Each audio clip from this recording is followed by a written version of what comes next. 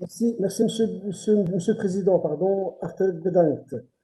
Alors, Monsieur le ministre président, en juillet dernier, je vous interrogeais sur cette volonté manifeste de la part des chauffeurs Uber de semer la confusion en roulant pour la plateforme américaine tout en arborant très distinctement le pictogramme lumineux taxi sur le rebord de la vitre intérieure de leur véhicule.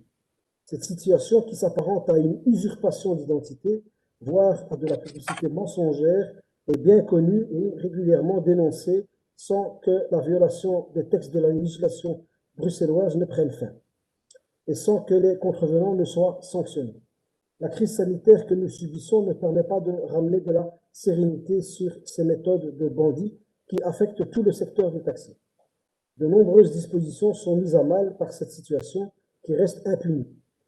Il en est ainsi de l'article 32 de l'ordonnance du 27 avril 1995 concernant les services de taxi et de location de voitures avec chauffeur, selon lequel la dénomination taxi et tout vocable rappelant ce mot ainsi que leur usage commercial sont strictement et exclusivement réservés aux exploitants de services de taxi disposant d'une autorisation d'exploiter. Par ailleurs, il est interdit aux exploitants de services de location de voitures avec chauffeur de faire en faveur de ceux-ci de la publicité sous la dénomination taxi ou sous un vocable rappelant ce mot. Ces méthodes transgressent également l'article 88 de l'arrêté du gouvernement de la région de Bruxelles-Capitale du 29 mars 2007, selon lequel les véhicules affectés à l'exploitation d'un service de location de voitures avec chauffeur ne peuvent porter aucun signe extérieur ni intérieur caractérisant un service de taxi tel que taximètre, dispositif répétiteur lumineux et mention. Des sanctions sont même prévues en cas d'infraction constatée par les 12 contrôleurs de taxi et limousines de l'administration dont le cadre des tâches de contrôle ont été renforcés et détaillés. Si durant le confinement, ils ont été relégués à d'autres tâches, le déconfinement jusqu'à la décision de cet automne de reconfiner leur a normalement permis d'effectuer les tâches de contrôle qui leur sont dévolues. Quant aux stewards régionaux, ils ont aussi la possibilité de signaler systématiquement à l'administration tous les problèmes constatés sur le terrain, que ce soit l'utilisation des enseignes taxi par Uber ou l'installation de ses concurrents sans foi ni loi sur les emplacements taxi. Bruxelles Mobilité a par ailleurs rédigé un cahier spécial des charges permettant la mise en place d'un outil informatique centralisé destiné, entre autres, à assurer un meilleur suivi des infractions et à renforcer les actions de contrôle. Dès lors, Monsieur le Ministre-Président, je voudrais me faire l'écho de la détresse d'un secteur en souffrance en vous demandant, premièrement, depuis cet été, les agents de Bruxelles Mobilité chargés de contrôler les taxis et limousines ont-ils finalement effectué un contrôle sérieux sur l'utilisation par Uber du pictogramme lumineux taxi?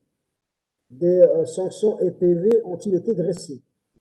Quid de la mise en place de l'outil informatique centralisé renforçant les actions de contrôle et permettant un meilleur suivi des infractions? Et enfin, il était question de rappeler à Bruxelles Mobilité le rôle de ces stewards comme lanceurs d'alerte par rapport aux infractions qu'ils pouvaient constater sur le terrain. Quels ont été les échanges sur ces questions? Je vous remercie d'avance pour vos réponses. Merci, M. Casbon. Monsieur le ministre-président.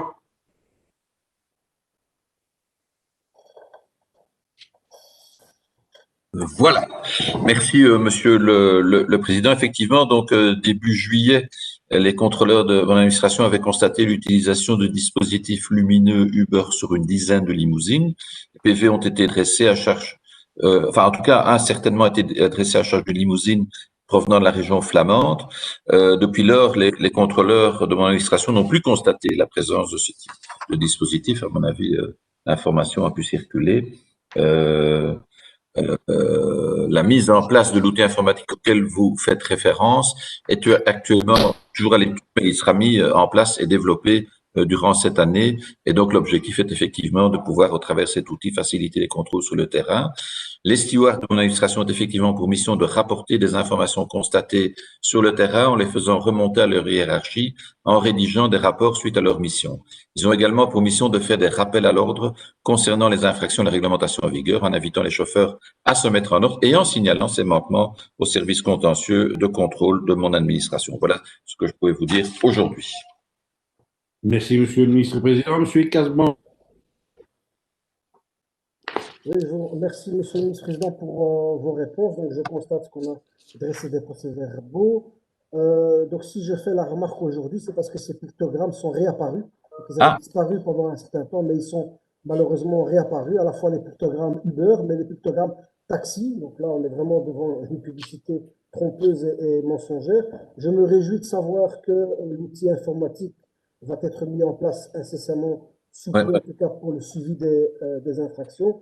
Et donc, je ne sais que insister fortement pour que des contrôles aient lieu et pour que les stewards prennent l'habitude de relayer, de faire des rapports, de faire remonter en tout cas les difficultés rencontrées par le du taxi. Je pense qu'il est important pour le sérieux de notre région, non seulement de soutenir le taxi, mais aussi de faire respecter la législation qui est en vigueur. Merci. Ça va, je fais passer le message. Merci, Monsieur Casban. Merci, Monsieur le ministre-président. Nous sommes arrivés à la fin de nos travaux pour ce matin.